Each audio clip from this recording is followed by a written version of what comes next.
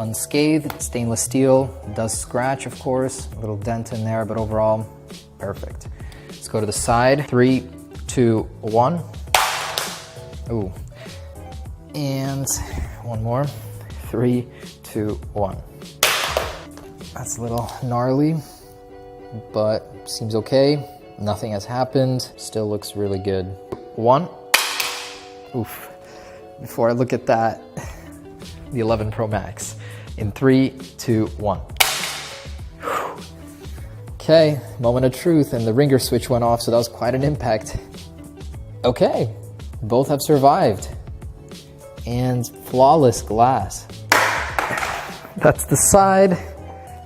And once more, in 3, 2, 1.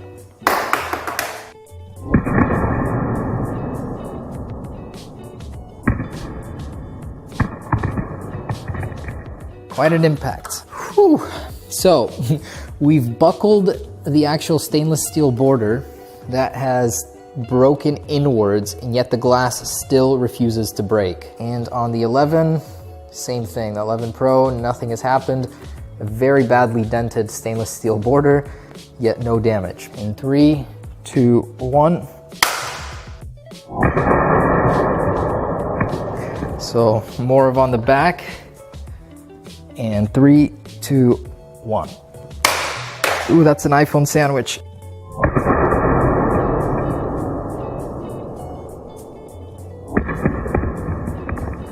I thought I heard something.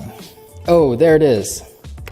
So, wow, that took repeated drops just to get to this point, and the 11 has broke on the front. So that was a little of a weird fall. They both hit each other. Maybe the only reason it broke is because the world's most durable glass met the world's most durable glass, and something had to budge.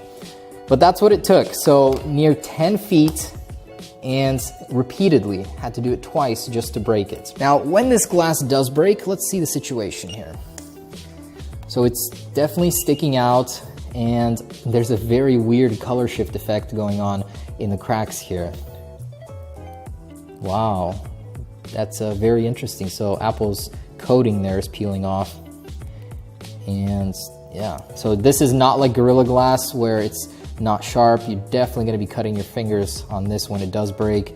In the lens, surprisingly, nothing really bad has happened here. This took so much effort just to get here. On the front, it's a lot smoother, so no jutting pieces here. Could still use it normally. The entire phone is a little warped, like it's bent. 2, 1. Oh, that did it. Okay, so this one has a gnarly mess going around the camera lens. But it took such an impact for this to happen. It's ridiculous. They've made the screen too good. The front didn't even break on this one after a almost 10-foot drop. So I am actually very shocked at the durability of these phones. Apple did fantastic. You know, still use a case. You want to protect it, but know that in the rare occurrence that if it does drop without a case, in pretty optimal situations, not too jagged, you'll be here. And just a few pressure hits.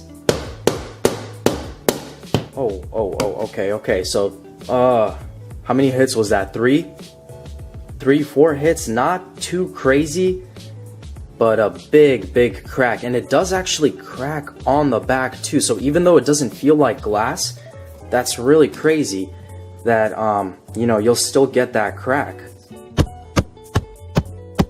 And now with that front-facing durability test, guys, so first things first, I'm just dropping the hammer about 2-3 inches from the display in 3, 2, 1. Good. No cracks at all. Let's do that one more time, just a little bit higher in 3, 2, 1. Okay, so I'm surprised there. I would imagine it would crack. That was pretty high of a drop, 2.5-pound hammer. Let's start with some smashes now. So I'm going to take it easy and then go more and more stronger here. So let's go ahead and just go nice and easy. Testing different parts.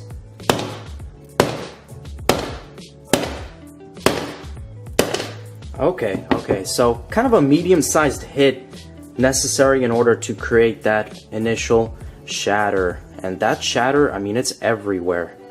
Look at the edge of the iPhone, went all the way to the top here, in the middle, all the way to the very bottom. Phone still works. That's good. Okay, cracks very easily now.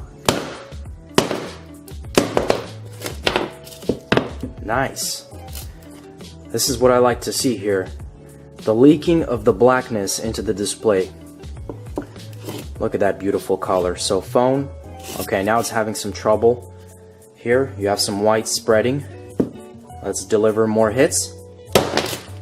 Nice. Okay. Cool. Have black, have blue. This is a cool new maybe concept for future iPhones here. Look at that. That's awesome. How's the back? The back, man, this phone looks bent too in a way. Weird. Oh, maybe that's just, I think that's just the battery popping up here. Because I'm feeling a little bit of warmth